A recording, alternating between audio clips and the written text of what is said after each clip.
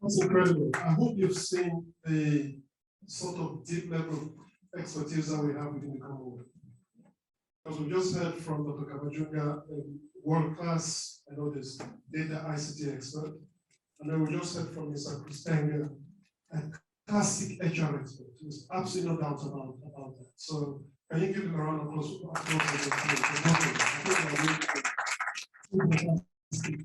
Presentations. Do I have any questions online? Because before I start going on to the floor.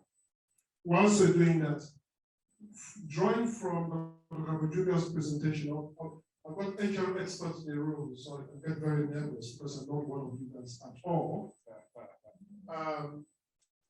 Peter, do you guys do predictive analytics that Dr. Kabajunga talked about? So if I come to Bokra, if I go to TCR, if I go to TAT, do you have a predictive model like what she talked about, using factors like how far from home, salary, and foreign travel? Are you able to predict people who may want to leave the organization? And if not, why not? Okay.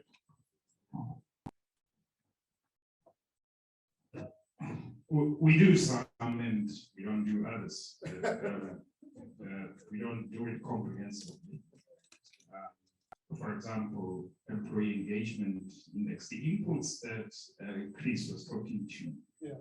And I want to pose a question at the same time. Please do. I have an understanding that the performance is a lag factor, and some are leading factors. And it's, for me, it's equally important to measure the leading factors as well as the lag, because at the end of the day, you want to know what the leading factors have done to the lag factor. So yes, I hear Chris when Chris is saying, let's focus a lot more on the leading factors, measure your employee engagement, your organizational design, and all of that. It's important that we do all of that. But then, how are you going to know that these inputs have led to the right output if you're not going to now not check what these inputs have done to the output? For me, I think it should be an end-to-end process, because you want to see a correlation at the end of the day, whether there's been correlation between what you have done internally as inputs to that output. So I heard him saying Silicon Valley have dealt away with performance management, performance appraisals. Yeah. So I was just wondering, maybe if you can paint the picture of then, if they measure these things, how do they know the impact on this issue? So, these things that you're talking about, for me, we do them end to end. We measure the inputs, what we do in terms of employment, engagement, employee morale, where is it, and all of that. But we go further to check that impact. So I want to understand, if they're left doing that, then how do you do rewards, employee rewards at the end of the day? If I want to reward the time, how am I going to know the time's contribution to the overall performance of the organization if I have not assessed the inputs that the time need personally? So I was just wondering, how do they do that? Yeah. Chris, I hope you heard that question, Chris. I'm going to take three questions and then go to see if you can just pass to the lady for a minute. Chris, I hope you heard the question. Dr. Kabajunga, you're also going to respond to it. Thank you. Yes, please introduce your name so that the people online know who you are. Thank you so much, Chair. My name is Hope Bagota. I'm a Sheffield scholar studying a Master's in Human Rights Law here at Middlesex University. I'd like to take this opportunity to thank you, Dr. Karina, as well as Mr. Chris. Your presentations are really showing us that you're passionate and you really are enthusiastic about what you do. I've had the privilege to lead a small team back home before I came here for my studies. And I realize when it comes to performance appraisals, I don't speak for everybody, for some, in some areas, really, it is just a routine kind of thing, to be honest. Because when we are honest, we learn. It's really just regurgitated. You do it for the sake of, I'm the manager, I will be asked, and then I have to say something. And Chris clearly elaborated this. Why it is routine, performance appraisal, somebody has 80% over the years, but their competence is beyond lacking. And you know it as a manager, that you're just puffing up this person. So you're not building capacity at the end of the day. You're not making any change. You are just passing time, wasting your precious time, as well as the other person's time. So for me, moving forward, what I have learned here, or what I would like to encourage for all of us, this still goes back to the presentation we had from the gentleman that presented earlier on in the mid-session on from Meta about us engaging and not playing catch up. And do we love catch up? We don't want to engage, we always love catch up. Sorry if I'm being candid, but that helps us learn. So I'm saying, as much as we are thinking what we are saying is way up there, can we start small? Can we start with what we can actually do? Like you've been saying, just like the theme over there says, adapt, innovate, evolve. And unfortunately, in today's world, you either adapt or you do what? You die. You have to keep on evolving. You can't be a dinosaur. You can't keep saying, I don't know, I'm not from the .com era. It is your loss, because every day things are changing. You need to. So let's not be defensive. Let's be very gracious about this and only see how we implement, because these are good ideas, because it is laughable for you to appraise me overall with a good performance of 80% and yet I'm nothing, and then embarrass myself when it is important, because you did not develop the major competencies. I'm just a bag of air, moving on, thinking I have so much information, and yet people are not even humble enough to come to me and say, you know what, you're being wrong. So for me, I'm thinking the take home should be, let us see how do we implement. That's where the conversation should start from. How do we get to do these things in the small steps until we get to the ideal that we want, so that history can know that we did our part when we were within those particular areas of influence. Thank you for listening to me. Thank you very much. One last comment before I bring the experts back. One last comment from you. Yes, please. Princess. Hello. Yes. Thank you very much to both panelists for amazing presentation. Mine is to Chris concerning measuring uptake on conversations, because I believe that performance management is all about, it starts with having conversations, the supervisor and supervisee having conversations together. In that way, you're able to build up, even at assessment stage, there are no surprises. So my question to Chris is, how then do you measure conversations? Are there tools in place that they use to measure uptake of conversations? Thanks. Chris, did you get the question? Did you get both questions for you, Chris? Yes, thank you very much. Yes, so thank why you. don't you start, and then I'll bring back my colleague in the room to talk about it after you. Thank you. Thank you very much. And thanks for showing the auditorium. That makes it fantastic to see the delegates, and thanks for the questions and comments.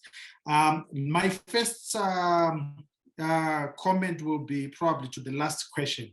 And my first comment, my reaction is that measuring uptakes is really, so there's so many angles to look at it, but the fantastic is just a saving. So sample employees across each organization is each level. And what you are simply trying to establish is that you're trying to establish whether within this department, okay, within this section, employees are having an opportunity to talk to their managers on nothing other than performance. And then, but obviously you need to have highlighted and alerted managers, that performance conversations are valuable in this organization. It's a focus area, and you need to have obviously trained them and shared with them the tools in terms of holding, a great performance conversation. One of the tools that we developed was a 5Q, the 5 questionnaire around how do you hold a performance conversation, another 5Q on talent management. How do you hold a talent conversation? What is the difference between a talent conversation and a performance conversation? And when you equip managers and then you expect and you unleash them and communicate clearly the expectation that they are expected to hold very periodic performance conversations, and you also give them a standard in terms of quality. What are the issues without obviously over prescribing what they must talk about, but how can you, what are the questions, the conversation points that will guide that process? You then find that you have done enough to equip managers and unleash them to then go and do those performance conversations. And I think you don't need very complex tools. And when you talk about data analytics, I want us to know that it's not always about the algorithm. And one of the things that we are actually, are failing to realize is that those qualitative checks, those walkabouts, those, talk to people, get the mood, that measure the temperature, it is analytics, okay? And so we need to begin to understand the full spectrum of analytics. I think some of the simplest tools of analyzing, we have them. And what we then simply need to do is we need to begin to use them. And those are easy because you don't need to go to an analytics school to begin to deploy those. I would like you to start at that level, very simple. And then you can build it up as those conversation strategies mature. So start with surveys, simple, and then give a report. I think that will give you enough information. And I think as your analytical process matures, then you can bring in maybe algorithm-driven strategies as well. Now, let me quickly address the first comment that spoke about. So we are not saying don't measure the full cycle. I don't think we're saying that. I think the tone of my presentation was let's focus more because we are not doing that. We are not connecting hiring table decisions and the logics for those decisions to performance. We are not connecting competence to performance. And I'm saying these are the real drivers of performance. And if we leave them in the performance conversation and the performance narrative, then we are not able to gain the story around what is driving that output. So far from it, I think I still agree with the speaker to say that, let's measure the full cycle. Then there was a question of how do you then reward?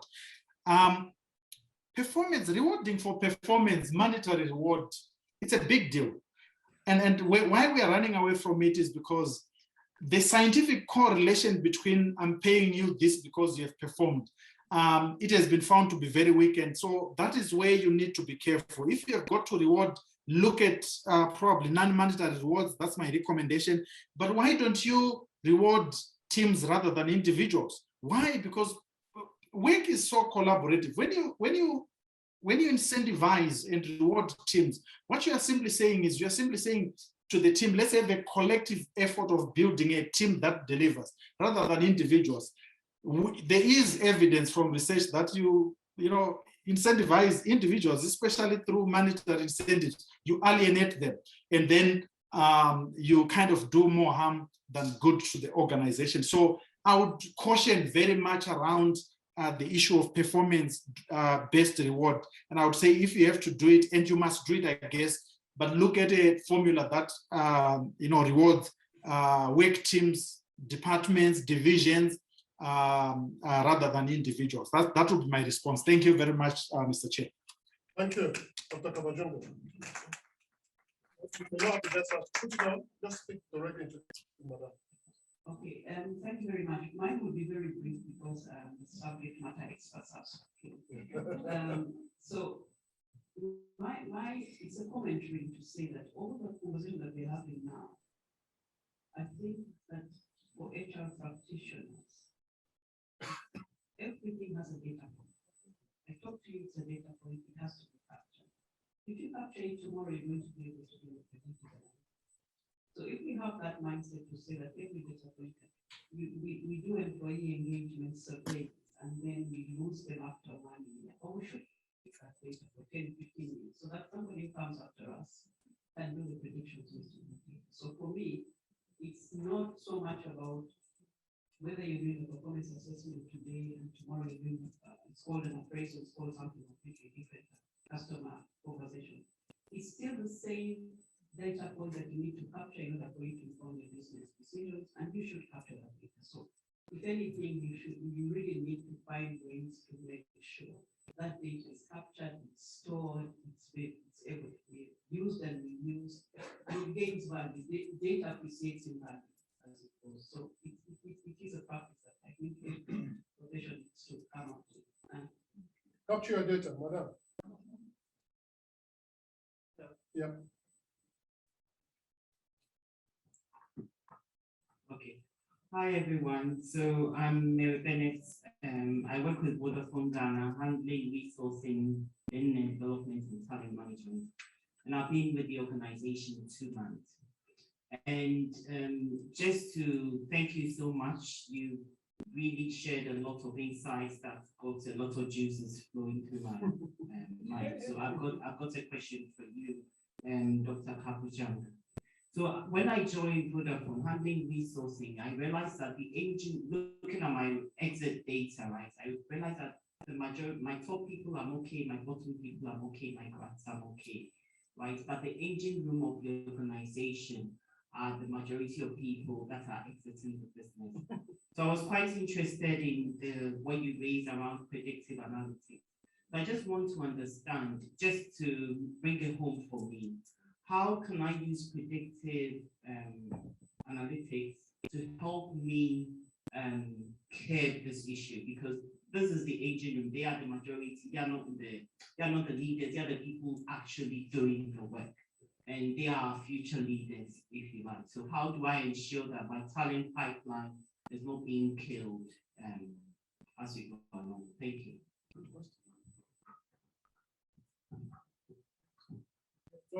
For you, madam. I'll respond again. I always put that condition that I'm not an HR expert, so I'll respond from a data perspective. So what I would do as a data person is to say, this cohort of people are leaving my organization, and it's obvious that they're more, the rate of leaving is more than the other cohorts in the organization. So in my exit interviews, what are the factors? And then we do my analytics, because we say predictive is you look at historical data and use methods to analyze that and predict the future. So if I've got 5 common points in my exit interviews, I start to look for the data to support the analytics around those 5 common points. So say in this cohort, we're not engaged in management decision making, we feel left out. In this cohort, I don't know what the factors are, but these are the 5 factors. So I look for the data, and you must have the data for a few years to do that. So Now, do you do exit interviews? Sorry, do yeah, so I look for the data to support that, and then you have a prediction like the one I showed. It will show you, okay, we've got 10 people in this cohort. The likelihood that they will leave, this is what is spitting out, is 50%. So this is what I'm going to take to my management to say we need to intervene now because we don't want to lose. Or the rate of leaving is not that alarming. We can wait it out for the next 5 years, but after 5 years, we need to intervene. So that's how we're going. That's how I would do it as a data person. But again, you need to know those factors, that the ones that are leaving in their exit interviews, what are they indicating, and then start measuring the data that supports those assertions. Because when somebody is leaving, it's really subjective, and they will tell you, because they're leaving, hopefully they're honest, and they will tell you, this is why I'm leaving. So start measuring against those ones and give it, you need data for a few years, I would assume in that scenario. But you should be able to predict then how many of them are going to leave. And that's for your management now to say, which of these factors can we improve on so that we cut down the rate by half. And as I said, towards the, after you do that, you go to measure the impact. Was the data telling you the truth? Was it enough for you to do the prediction? Very good. Any question online? I don't want to forget people online before I pass. One last question from the room. Oh, No question online? Okay. No, after you, two questions, Madam with the microphone and then you. So, yes.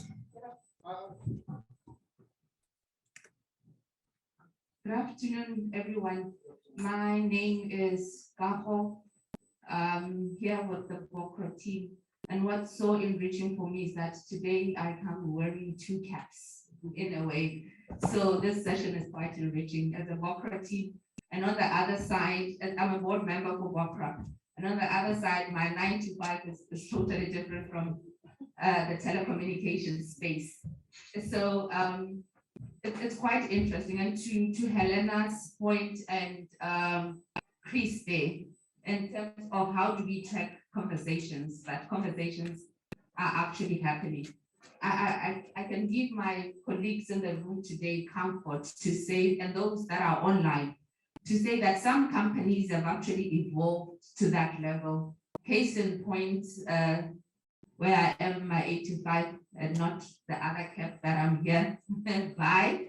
And we are actually, we have a system that has actually built in that element to say, to check how many conversations managers and their subordinates have actually, how many times they've actually sat with their subordinates or to discuss their performance throughout the year.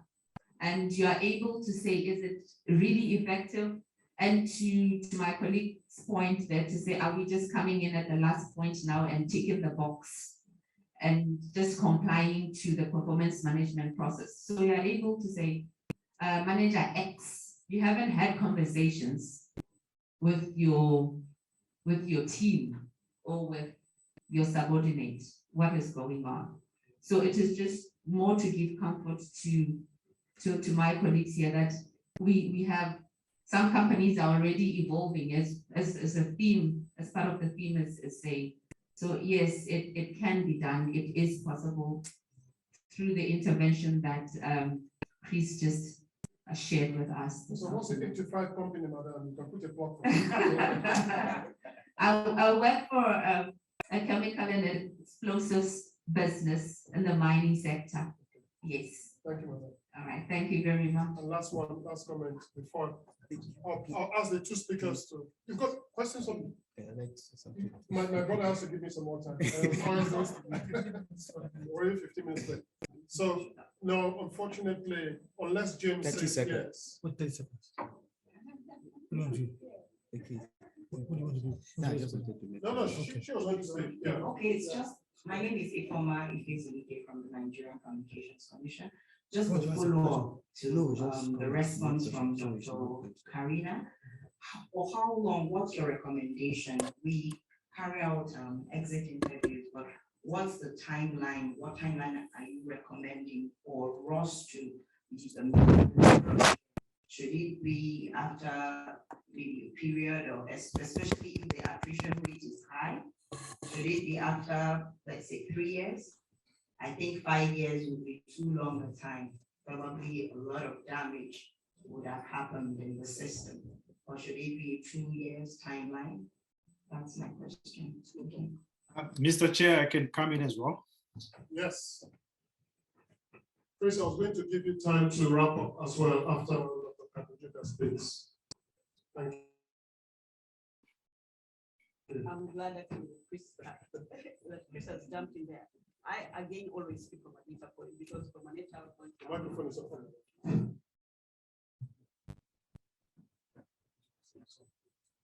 Sorry, I will speak from a data point. I will talk about how much data you have.